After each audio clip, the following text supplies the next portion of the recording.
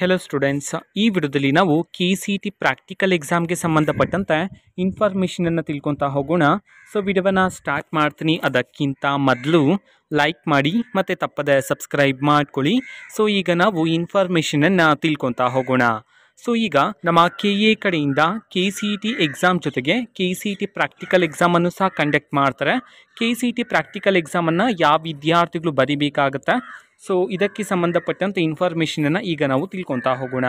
So ನೋಡಿ, ಯಾವ್ಯಾವ ವಿದ್ಯಾರ್ಥಿಗಳು BSc agriculture, veterinary, horticulture, sericulture, forestry ಈ ಕೋರ್ಸಸ್ಗಳನ್ನು ಮಾಡಬೇಕು ಅಂತಿದ್ರೆ ಸೊ ನೀವು KCET ಪ್ರಾಕ್ಟಿಕಲ್ ಎಕ್ಸಾಮನ್ನು ಬರೀಬೋದಾಗಿರುತ್ತೆ.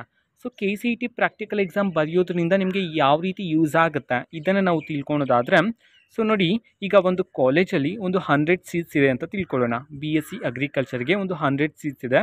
ಸೊ ಅದರಲ್ಲಿ 50% ಸೀಟ್ಸ್ ಅಂತಂದರೆ 50 ಸೀಟ್ಸ್ಗಳನ್ನು ರೈತರ ಮಕ್ಕಳಿಗೆ ರಿಸರ್ವ್ ಮಾಡಿ ಇಟ್ಟಿರ್ತಾರೆ. ರಿಸರ್ವ್ಡ್ ಸೀಟ್ಸ್ ಅಂತ ಹೇಳಿ ಕರಿತೀವಿ, ಓಕೆನಾ. ಸೊ ರೈತರ ಮಕ್ಕಳು ಅಂತಂದರೆ ನೀವು ಪ್ರಾಕ್ಟಿಕಲ್ ಎಕ್ಸಾಮನ್ನು ಬರೀಬೇಕಾಗುತ್ತೆ. ಅಂತಂದರೆ BSc ಅಗ್ರಿಕಲ್ಚರು, ವೆಟರ್ನರಿ ನಾನು ಹೇಳಿದ್ನಲ್ಲ ಈಗ ಕೋರ್ಸಸ್ಸು, ಆ ಕೋರ್ಸನ್ನು ಮಾಡಬೇಕಂತಂದ್ರೆ ನೀವು ಪ್ರಾಕ್ಟಿಕಲ್ ಎಕ್ಸಾಮನ್ನು ಬರೆದ್ರೆ ಸೊ ನಿಮಗೆ ಸೀಟ್ ಸಿಗ್ತಕ್ಕಂತಹ ಚಾನ್ಸಸ್ ಜಾಸ್ತಿ ಇರುತ್ತೆ, ಓಕೆನಾ. ಸೊ ಡಾಕ್ಯುಮೆಂಟ್ ವೆರಿಫಿಕೇಷನ್ ಸಹ ನಡೆಸ್ತಾರೆ.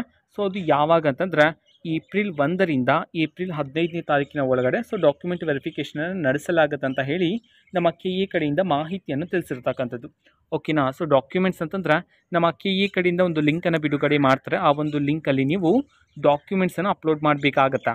ಸೊ ಯಾವ್ಯಾವ ಡಾಕ್ಯುಮೆಂಟ್ಸ್ ಬೇಕಾಗುತ್ತೆ ಅನ್ನೋದನ್ನು ನಾನು ನಿಮಗೆ ನೆಕ್ಸ್ಟ್ ಬರ್ತಕ್ಕಂಥ ವೀಡಿಯೋಸಲ್ಲಿ ತಿಳಿಸ್ತಾ ಹೋಗ್ತೀನಿ, ಓಕೆನಾ. ಸೊ ನೀವು ಡಾಕ್ಯುಮೆಂಟ್ಸ್ಗಳನ್ನೆಲ್ಲ ಅಪ್ಲೋಡ್ ಮಾಡಿ ವೆರಿಫಿಕೇಷನ್ ಮಾಡಿದಾದಮೇಲೆ ನೀವು ಎಕ್ಸಾಮ್ಗೆ ಡೇಟನ್ನು ಅನೌನ್ಸ್ ಮಾಡ್ತಾರೆ. ಸೊ ಆ ಒಂದು ದಿನ ಹೋಗಿ ನೀವು ಎಕ್ಸಾಮನ್ನು ಅಟೆಂಡ್ ಮಾಡಬೇಕಾಗತ್ತೆ. ಸೊ ಎಕ್ಸಾಮ್ಗೆ ಸಂಬಂಧಪಟ್ಟಂತೆ ಮುಂದಿನ ದಿನಗಳಲ್ಲಿ ನಾನು ನಿಮಗೆ ಮಾಹಿತಿಯನ್ನು ತಿಳಿಸ್ತೀನಿ, ಓಕೆನಾ. ಸೊ ಎಕ್ಸಾಮ್ಗೆ ಸಂಬಂಧಪಟ್ಟಂತೆ ಕೆಲವು ಇನ್ಫಾರ್ಮೇಷನನ್ನು ತಿಳ್ಕೊತಾ ಹೋಗೋಣ.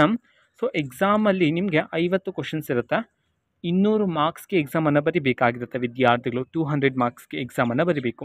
200 ಮಾರ್ಕ್ಸಲ್ಲಿ ನೀವು 180+ ಸ್ಕೋರ್ ಮಾಡಿದ್ರೆ ಸೊ ನಿಮಗೆ ಚಾನ್ಸಸ್ ಜಾಸ್ತಿ ಇರುತ್ತೆ ಸೀಟನ್ನು ಪಡ್ಕೊಳ್ಳೋದಕ್ಕೆ, ಓಕೆನಾ. ಸೊ ಆದಷ್ಟು ಪ್ರಿಪೇರ್ ಆಗ್ತೀರಿ, ಪ್ರತಿದಿನ 100% ಎಫರ್ಟನ್ನು ಹಾಕಿ ಓದ್ತೀರಿ, ಓಕೆನಾ. ಸೊ ಇದು ಇವತ್ತಿನ ಒಂದು ವಿಡಿಯೋ.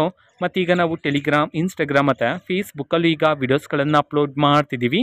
ಲಿಂಕ್ಸ್ಗಳನ್ನು ಡಿಸ್ಕ್ರಿಪ್ಷನ್ ಬಾಕ್ಸಲ್ಲಿ ಕೊಟ್ಟಿರ್ತೇನೆ, ಕ್ಲಿಕ್ ಮಾಡಿಬಿಟ್ಟು ಫಾಲೋ ಮಾಡಿ, ಓಕೆನಾ. So thank you, bye.